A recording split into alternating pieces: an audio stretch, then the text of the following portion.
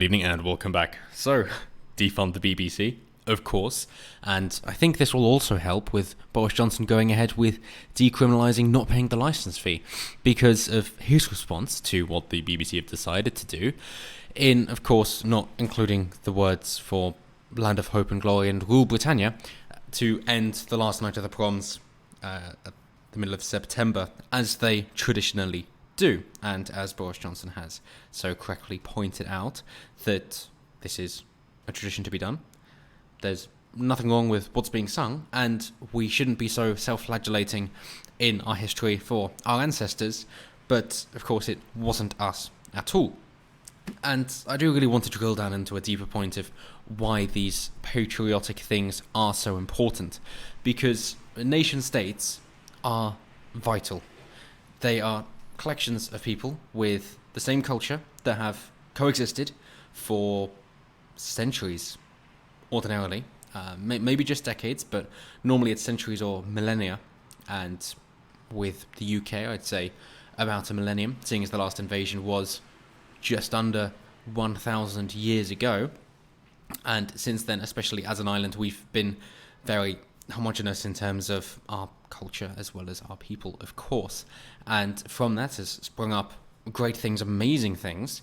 We've revolutionized the world from this small rock in the Atlantic, spreading around the entire world and helping out millions of people. I mean, if you bring it to the modern day, then you could say billions of people in what has happened. I mean, ending the slave trade is just one of the many things. But then if you go into technological advancements and revolutions, and of course bring it up to be more recent, then you could say stopping fascism, stopping socialism, stopping communism from taking over Europe, which in and of itself is a fantastic achievement. Again, for such a small rock in the Atlantic to have done that, it is outstanding. And yes, the importance of the patriotism is so that you keep a cohesive structure, you have something that you can be proud of. These things have been debated time and time again, and what we're left with is a very amazing set of values that have been distilled down into classic British liberalism, put simply.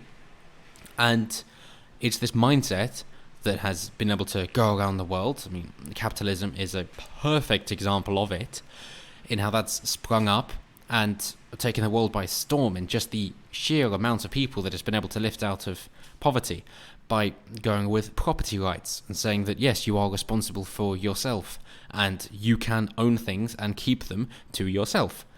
That these kinds of ideas are monumental in the effect that they've had on the world, and we would not be nearly as advanced as we are as a civilization across the globe if it wasn't for these ideas. And then just the intricacies of how they've been implemented out of Britain as well is phenomenal. So yes, these ideas are bloody important. And then, of course, when you're saying Rule Britannia, most well known for saying Britain shall never be slaves, well, don't you think that that's particularly poignant at the moment?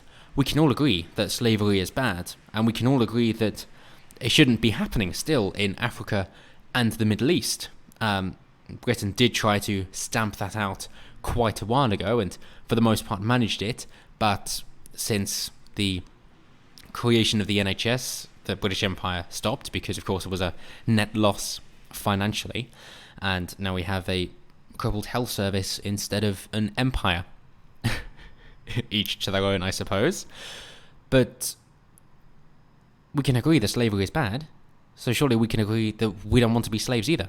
And when there are pushes to try and put down anybody who isn't black or a so-called ethnic minority, but if you look at particular parts of the UK, then they aren't minorities. So at the end of the day, it just comes down to putting down British people, or maybe even white people if you can be more broad, particularly white British people. And when it comes to things like Chick-fil-A and the shoe shining, say, oh, you got to shine a black man's shoes now. So, well, we're not looking for a reversal. We're looking to move things forward. And therefore, yes, it is important that we aren't going to be slaves. But the BBC is too set on their self-flagellating to actually allow this to happen because, it's so controversial, don't you know? Well, how about fuck you? Put simply, how about no? Britain does have a very rich, eclectic history, which we can be incredibly proud of, that we know that our ancestors are people who lived, fought, and died for our values that we use every single day. And we can be proud of that, and by standing on the shoulders of those giants, we can push forward into something better. Something that, if they're looking down on us now, can look on with pride and see, wow, my lineage has come a bloody long way over the past 1,000 years, and they're doing some amazing things that would just seem unthinkable even just 100 years ago, of how well this has gone on. And I know that they are my children's children, and so on. But yes, that is amazing and something to be proud of. But instead, the BBC's decided, no. As he said, that the BBC's Director General Tony Hall said he felt the move to include instrumental versions of Rule Britannia and Land of Hope and Glory for this year's performance was the right one. Yes, because he doesn't want you to think that Britain is a land of hope and glory. No, it is a land of misery and despair. The mask slips again. Have they even bothered trying to pull the mask back up at this point? And I think they have come to the right conclusion, he told the BBC's media editor.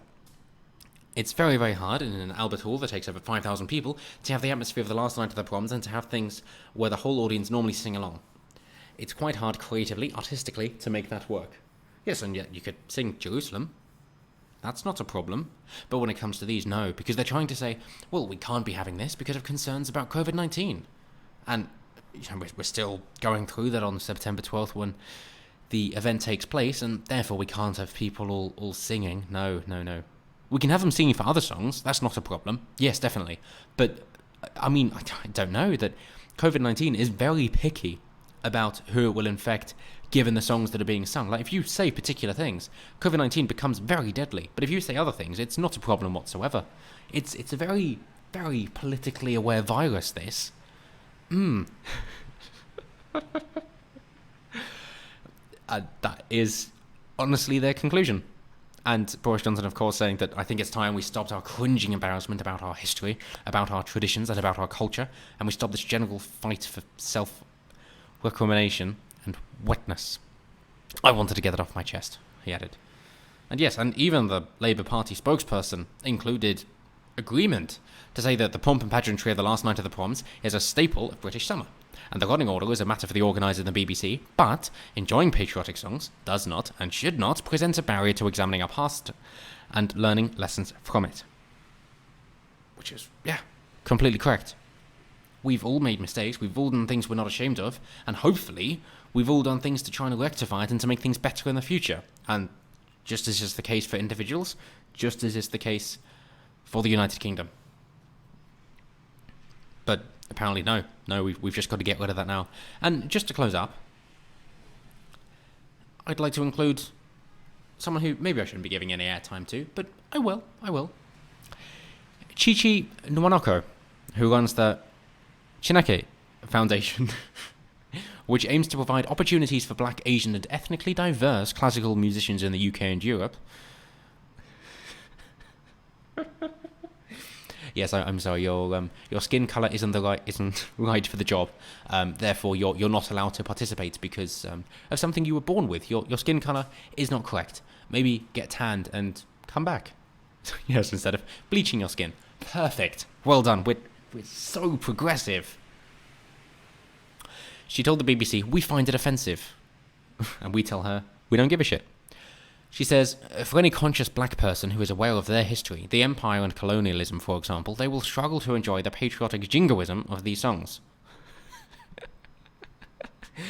Unless they are aware of their history and the empire of colonialism, in which case they will bloody well enjoy the patriotic jingoism of these songs, because they will understand that they would not be able to exist in such a prosperous nation if it wasn't for what Britain has done historically.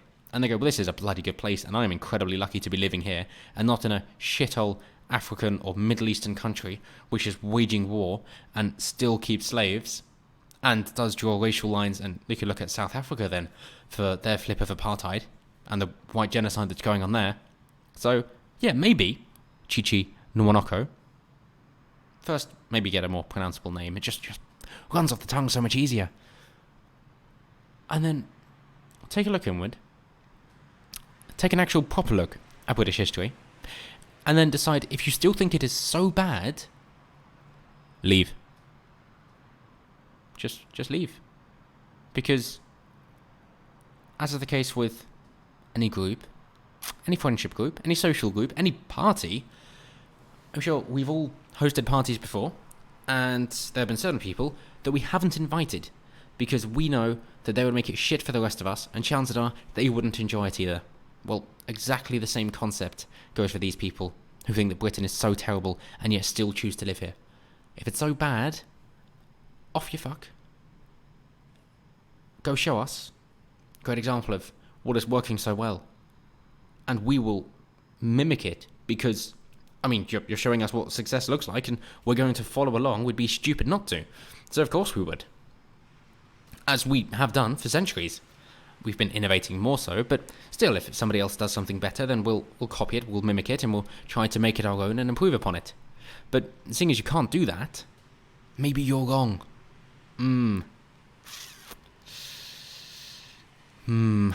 Just a thought for you there, Chi-Chi, old girl. But for everybody else, I'm sure we will be enjoying it, and I bloody well hope that then we can make a thing of it, out of our homes, sing it in the streets, all join in. Just because they're not doing it, it doesn't mean we can't do it. So if I had the size or clout to get a movement or petition going, then I bloody well would do.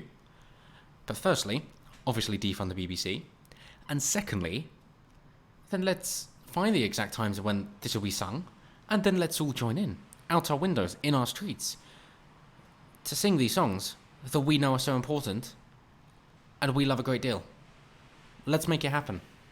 Just because they're not going to do it, doesn't mean we're not going to do it. Just show how out of touch they are. So, as always, until next time, have a good one.